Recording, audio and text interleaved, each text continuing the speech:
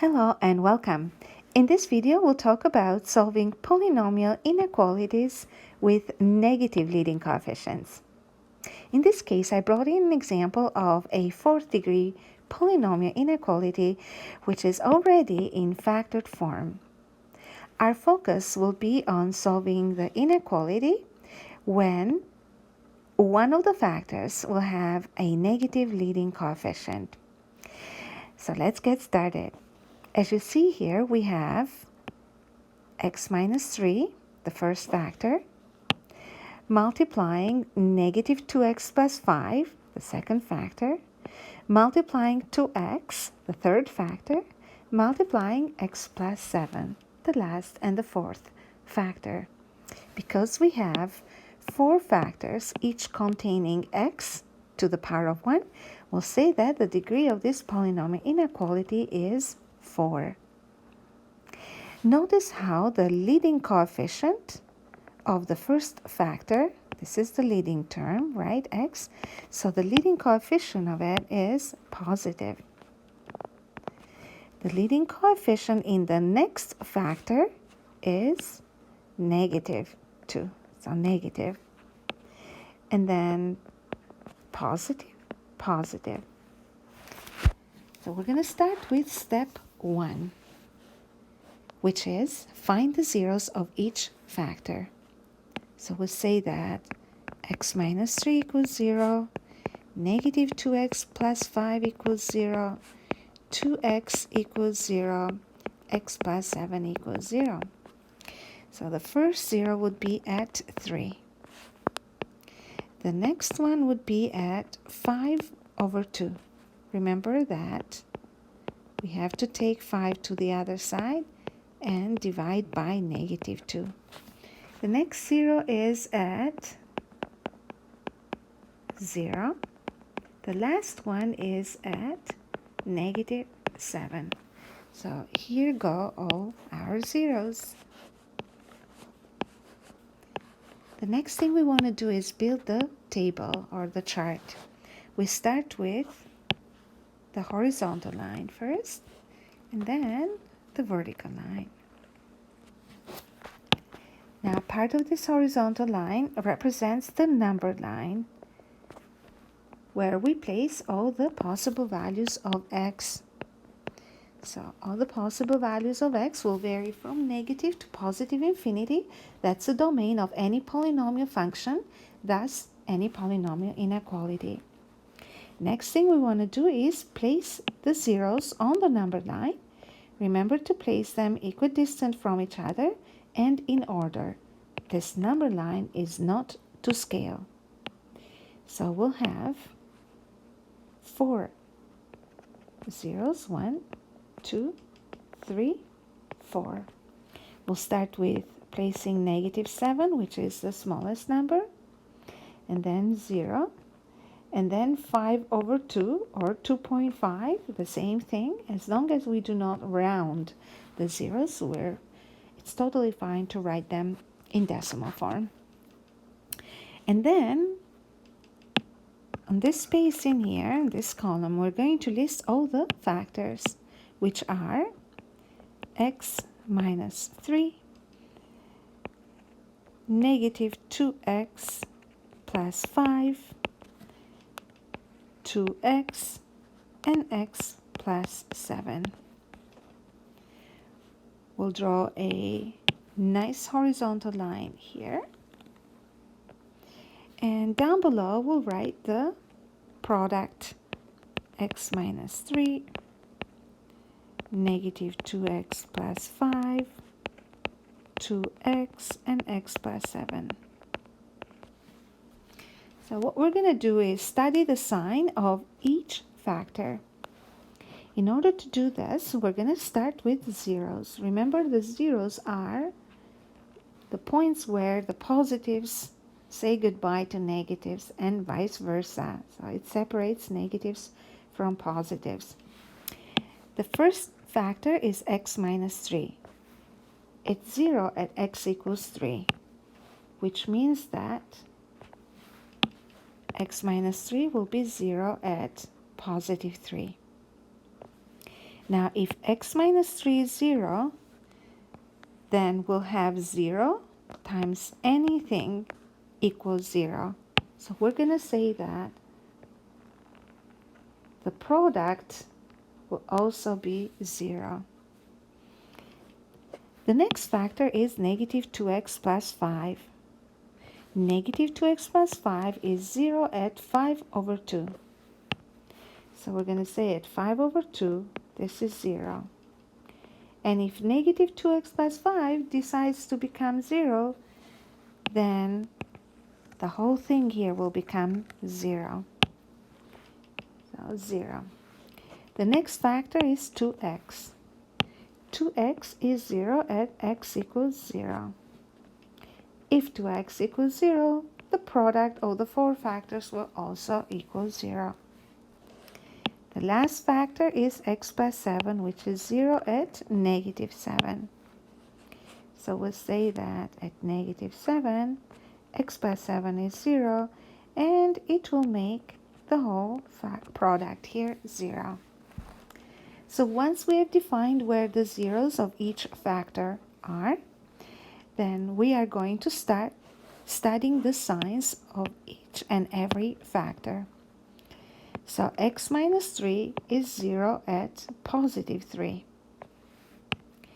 Now for x values between negative infinity and negative 7, so from negative infinity to negative 7, we can choose a testing value, which is a random number between negative infinity and negative 7. And my testing value here will be negative 10. Negative 10 minus 3 is negative 13, which tells me that x minus 3 for all the x values in this interval will be a negative number. So we'll write negative here. For x values between negative 7 and 0, we'll choose a testing value, which is again a random number that belongs to this interval, so these x values. And I will choose negative 5 here. If I substitute negative 5 into x minus 3, negative 5 minus 3 is a negative 8, so a negative number. For x values from 0 to 5 over 2, I'm going to pick a testing value of 1, which is again a random number between 0 and 5 over 2. If x equals 1, 1 minus 3 will be negative 2, so that's a negative number, so the expression will be negative. For x values from 5 over 2 to 3, I will choose, remember this is 2.5, this is 3. So we have a very small window in between the numbers, even though the distance cannot tell that. So I'm going to choose a testing value of 2.7. So 2.7 minus 3 is negative 0.3. So that's negative number. So the sign of x minus 3 will be negative. And last, the interval from positive 3 to infinity, we'll choose a testing value of x equals 10. Again, 10 is a random number picked in this interval. Okay, so 10 minus 3 is positive 7. So we're going to say that x minus 3 will be positive. Now notice that in this case, 3 is the 0 of the factor, and to the left of the factor, all the sign is negative.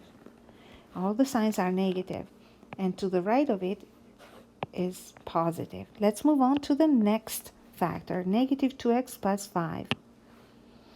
So again, we're going to use the same testing values because these are basically numbers that are chosen randomly from the x values in the respective intervals that we have created. So if x equals negative 10, then I'm going to do some calculations here. Negative 2 times negative 10 plus 5 will be 20 plus 5. So we're going to say that this is 25, or a positive number. So we'll say that negative 2x plus 5 will be a positive.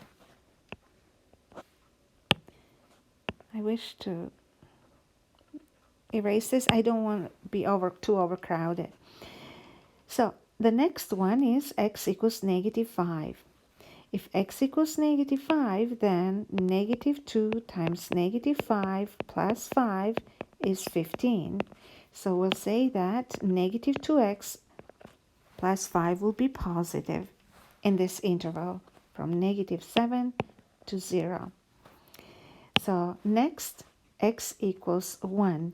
So negative 2 times 1 plus 5, that's 3.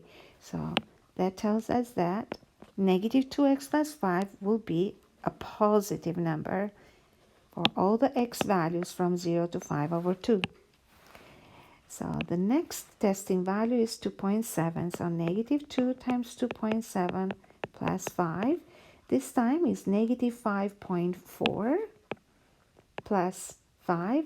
That's negative. So negative 0.4. So we'll say that the factor negative 2x plus 5 will be negative. And if x equals 10, then we'll have negative 2 times 10 plus 5, produce a negative number, negative 15. So we're going to say that the factor will have a negative sign here.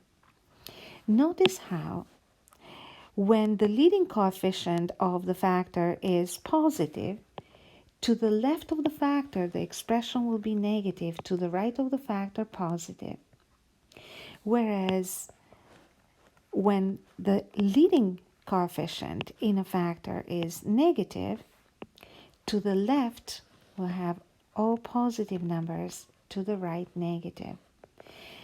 The reason why this happens is because, remember, these are linear expressions.